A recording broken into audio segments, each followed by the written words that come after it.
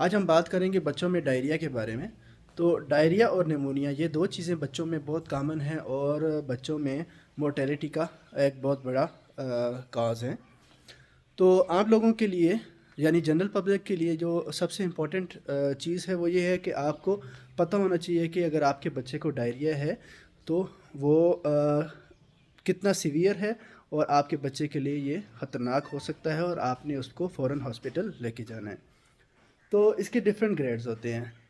جو گریڈ اے ہوتا ہے اس میں یہ ہوتا ہے کہ جو بچہ ہوتا ہے وہ اس کو جب ڈائریا ہوتا ہے تو وہ خوراک بھی لے رہا ہوتا ہے، یعنی ماں کا دودھ پی سکتا ہے۔ اس کے علاوہ وہ اریٹیبل نہیں ہوتا، اور اس کے علاوہ جو اگر آپ اس کی سکن کو پنچ کریں تو اس کی جو سکن پنچ کرنے کے بعد واپس اپنی جگہ پر نارمل ٹائم میں جا رہی ہوتی ہے۔ اس کے علاوہ اس کی آنکھیں اندر دسی نہیں ہوتی، یعنی سنکن آئز نہیں ہوتی۔ اس کے علاوہ اگر آپ اس کی زبان کو باہر نکال کر دیکھیں تو اس کی زبان جو ہے وہ اس طرح ڈرائی نہیں ہوتی۔ جو سب سے مین چیز ہے وہ یہ ہے کہ اگر بچہ فیڈ لے رہا ہے تو اس کا مطلب ہے کہ اس کے لیے ڈائریا سیویئر نہیں ہے، اور آپ نے اس کی ریپلیسمنٹ اس وقت آپ نے یہ کرنی ہے کہ جب بھی اس کو ڈائریا کا ایپیسوڈ ہوتا ہے تو ماں کو چاہیے کہ وہ بچے کو دودھ پلائے، اور ساتھ میں جو ہے اگر او آر ایس گھر میں اویلیبل ہے، یعنی پیڈیا لائٹ یا پیڈیا شور کوئی بھی ان میں سے او آر ایس اویلیبل ہے تو آپ اس کو وقت بوقت پلاتے رہیں۔ جو دوسرا گریڈ ہوتا ہے اس میں یہ ہوتا ہے کہ اس میں بچہ جو ہوتا ہے وہ اریٹیبل ہو جاتا ہے۔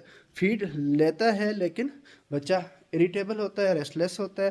اس کے علاوہ جو اس کی آئیز ہوتی ہیں وہ تھوڑی بہت سنکن ہو جاتی ہیں۔ اس کے علاوہ اس کا جو سکن پنچ کرتے ہیں تو سکن پنچ آہستہ آہستہ اپنی جگہ پر جا رہا ہوتا ہے، حالانکہ مطلب یہ ایک ڈی ہائیڈریشن کی نشانی ہے۔ اس کے علاوہ اگر اس کے سر پہ ہاتھ لگائیں تو جو فونٹینلی ہوتی ہے، یعنی جو کھوپڑی میں نرم حصہ ہوتا ہے جو بچوں میں ہوتا ہے، تو وہ جو ہے تھوڑا سا نرم ہو جاتا ہے، یعنی اندر دس جاتا ہے۔ اس کے علاوہ